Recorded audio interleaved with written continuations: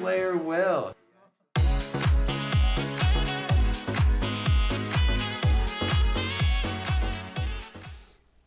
Welcome back, Visions fans. Ready Player Will here. New segment that I'm going to try to do more regularly every time I update my spreadsheet for new characters introduced on the JP side of things. It's the preliminary character thoughts. This is really meant to be very high level, very quick. I will have some preliminary grade with some general bullet points. There's a ton that can change, not only A, over the course of a month, but B, as I get to know these characters better. This is not a deep dive analysis yet. I still have yet to do that, but it's better than nothing, and figure at least have an opportunity to highlight some things to help bring awareness to what's potentially coming. And so the 3 units today I'm going to be focusing on are Ashen, King Mont, the Cloud unit from the Advent Children movie, and the Tifa unit from the Advent Children movie. And so kicking things off with Ashen, King Mont, total preliminary high-level stat overview. His base stats are kind of in line with Joom, that they are new statistical power creep in the game of where they land up compared to all other units. And Ashen King Mont is no exception to that. HP and attack are both among the highest you can possibly get on a damage dealing unit. Starts off in a great spot for the other dexterity and luck ones, and even the total stats when you include the board nodes, the mastery, and whatnot. Nothing really falls behind, worryingly so. The attack stat may be just a smidge, but he's got so many tools in his kit for doing damage. Obviously, it's not the end-all, be-all in terms of damage output. Well, we look very briefly at evasion because of that luck stat and his very high agility overall. He does end up on a gradient of what potentially could be considered an evade unit if you were min-maxing for it. The earth element certainly can, and so it is viable that if you're caught off guard, he probably could be evading a couple hits if you're not ready for it. From the accuracy perspective, he's one of the most accurate characters in the game. Definitely a very, very strong point, not only innately, but he does have passives that can supplement that. He's got extra percent chance hit on some of his abilities that we'll see. So overall accuracy is definitely a 2 thumbs up.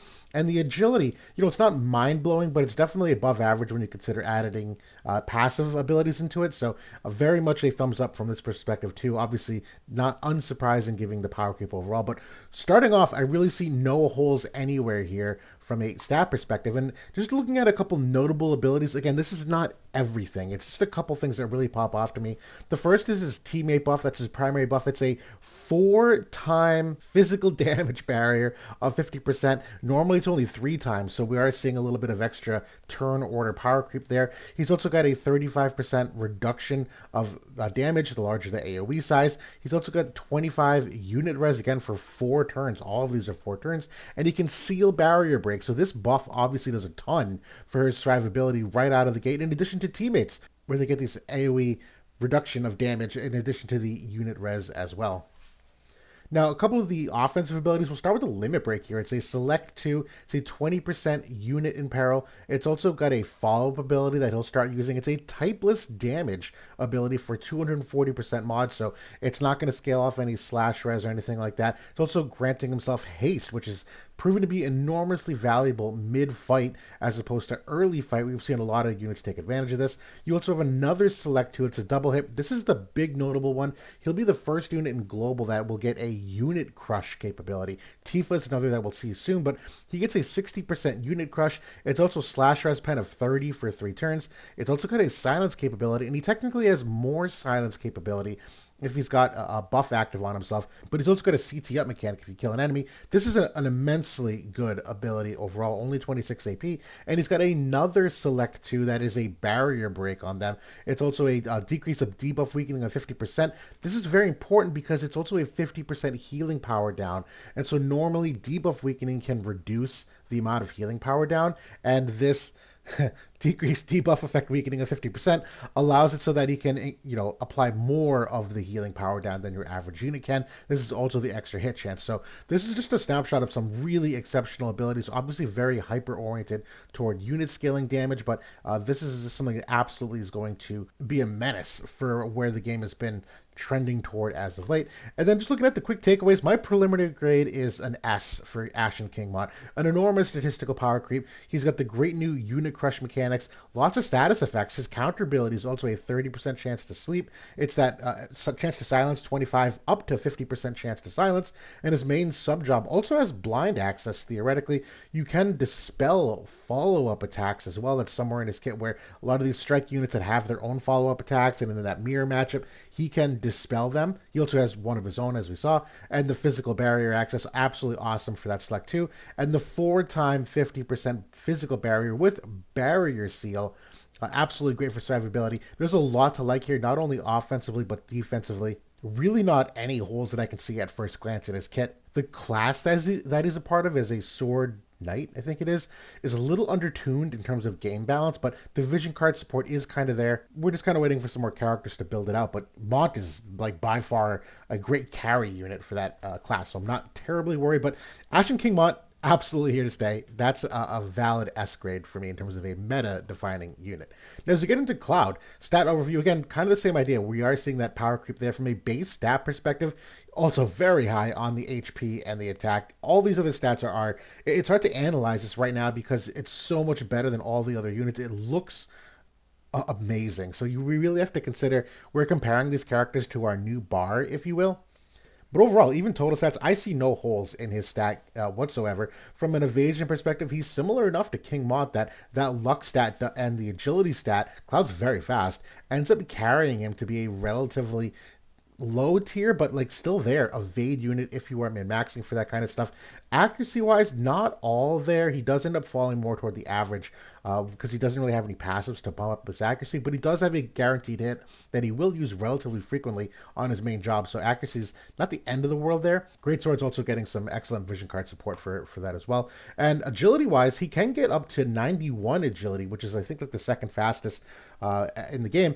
You won't always have that passive on because there's other good competitive passives, but he can be very, very fast. Even without this, he's still in the top tier of what you get for speed. Now, just some notable abilities. His teammate buff, very interesting. It's shell for himself and teammates, and he can protect his shell on a separate buffs, but he gives shell regardless. It's also courage to self, and if you have one of those two in effect, it's also a 25% physical damage reduction overall for 4 turns. That's not a barrier. At least I don't think it's a barrier. I think it's a 25% damage reduction. It's 25 unit res, and he will dispel protect if this is all active. I know this all sounds crazy. There's so much to remember with these abilities, but this one's not bad. This is definitely a big part of his brawl capabilities, which he's kind of like a brawler type unit. From a limit break, this is where he gets a physical barrier. It's only a single target ability. It does give a 20% physical damage bump for 3 turns. It also decreases chain res by 50%. This is for like slash type attacks that you can slash chain, and it's also an increased AP of 10, so you recoup some of the AP cost of this. This one's not bad, obviously very offensive oriented. The other ones here, I actually don't know anything about this ability because it's translated very poorly on wotv stats at the moment, or wotv calc at the moment. It is the guaranteed hit though. It is a triple hit ability. I'm sure the effect is going to be very, very good. I'm sure this is going to be a good ability. Unfortunately, I really don't have a ton of insight at the moment without doing some extra research digging, but he does have on his 120 ability a general dispel on his cross shape ability. It's also a decrease of enemy buff efficiency. This is unfortunately another mistranslation on wotv calc. It essentially halves the effectiveness of enemy buffs for 3 turns. There's a couple things to like here. I don't think it's overpowering, quite honestly, but the very last notable thing is his passive ability. He gets more physical and magic reduction, the larger the AoE size, 25%. It's also 40 defense pen and slash pen on one single passive. This is kind of becoming like a bare minimum for many slash-oriented characters nowadays. Not always, obviously that's a very big generalization, but this is a great starting spot for most slash-type units to get access to that penetrations on one single passive. Now, my preliminary grade for Cloud is an A-. I actually bumped this up from a B+. I actually thought it was a little bit worse for a moment there. It's hard to ignore the stats of this though, and when you add up the sum of all their parts, very brawl ready unit, but there is no self-sustain in the kit. You will need to get that externally, which, A2 has a teammate heal, and I know like Shawls is a great sword support, so you will need to find externally some way to really keep him up in that regard, because there isn't any kind of heal back or damage absorption, which I thought was kind of odd because he's very clearly a brawl oriented unit. He's got like 3 or 4 different percentage mechanics for reducing damage. But yeah, I'm more to be seen on that. He's got some great starting penetrations, as we saw. Tons of tools for dealing with both physical, and magical. Very well rounded in that regard. There are some potential AP issues if not managed. He's got a couple things in his kit, like we saw in the limit break, where he can restore some AP. It's not perfect though. He doesn't innately have as much of the like decreased AP consumption that some other units had. There's no AP restore that some units have. It's really not that bad, but compared to your average unit, maybe just a slight step behind, but I'm not terribly concerned about it. He does have the seal shell removal on hit, which is kind of relatively new. You don't see that all that often. Does help his buff where there's some conditional effects on that shell being active. His weapon also grants a new in-game mechanic of AoE penetration. This is like all the other penetrations that you see that you just flat out ignore a certain percent of the total. No character in the game has access to this at the moment. He is the first, so definitely a really nice upside there, which is very much tied to overall damage output in my opinion. I think this is a straight numbers game for Cloud, quite honestly, where he's got enough things in his kit that are going to allow him to live for quite some time. And obviously, you see his limit break being tied to like the damage increase, and he's got the AoE penetration. A greatsword does have some amplification of damage, where like A2 has some AoE crush mechanics.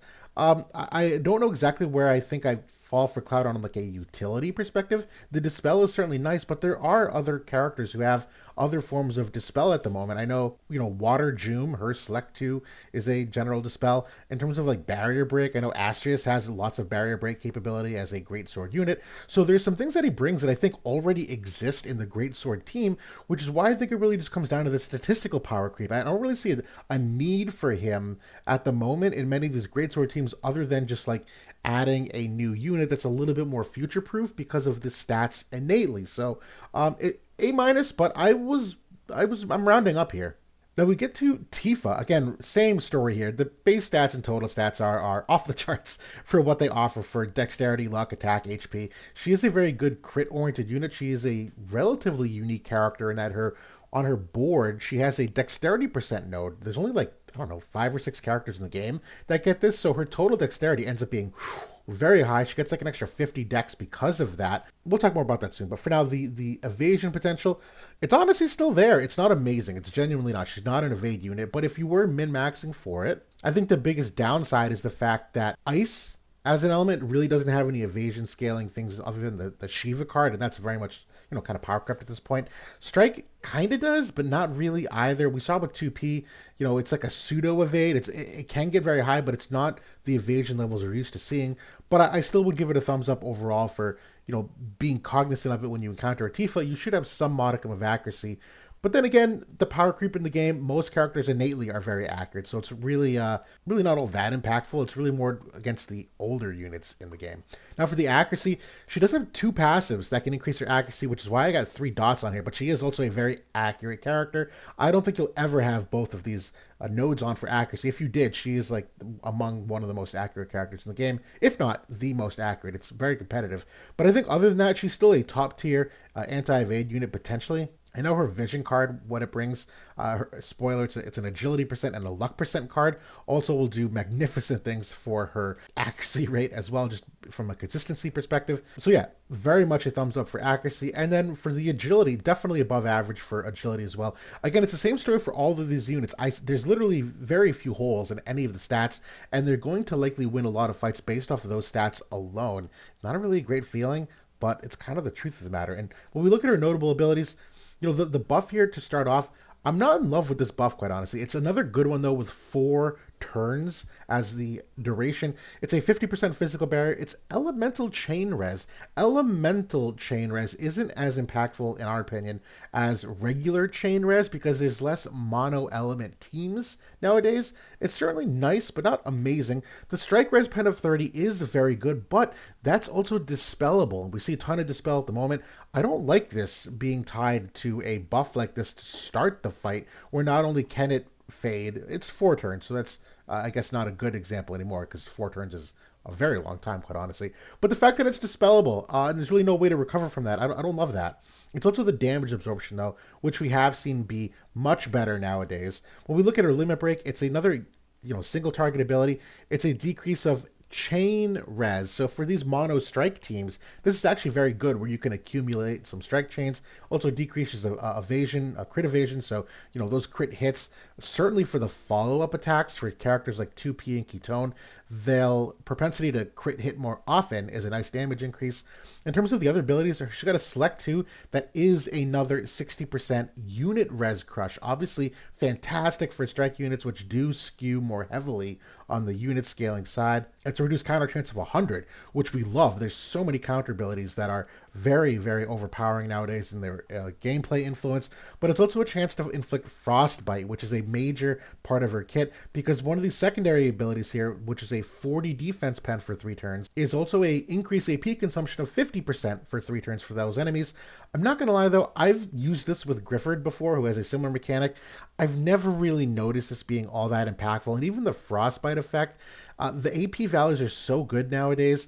Even getting that 10 frostbite down per turn, unless you're outlasting your enemy by a significant margin, I've already done some testing just these last couple of weeks with frostbite units.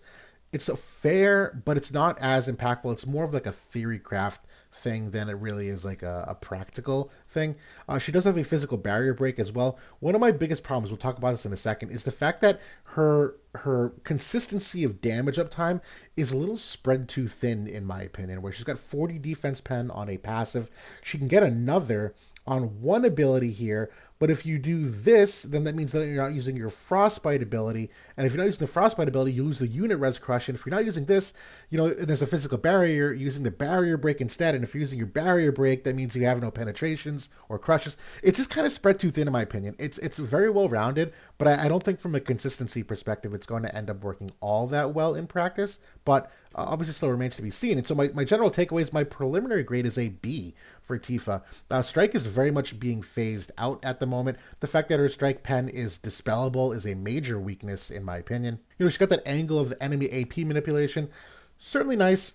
I'm waiting to really see the impact though. I've even done some preliminary math stuff on it and it's fine, but I don't think it's enough on her own to overcome where Strike has gone. Her durability is very much not great. She will require an aura tank for sure to reduce damage mitigation for self, where very clearly does not have the same survivability mechanics as some of the other units in terms of like percent reductions of things, but she still has the barrier, she still has the heal back, so there are definitely things there.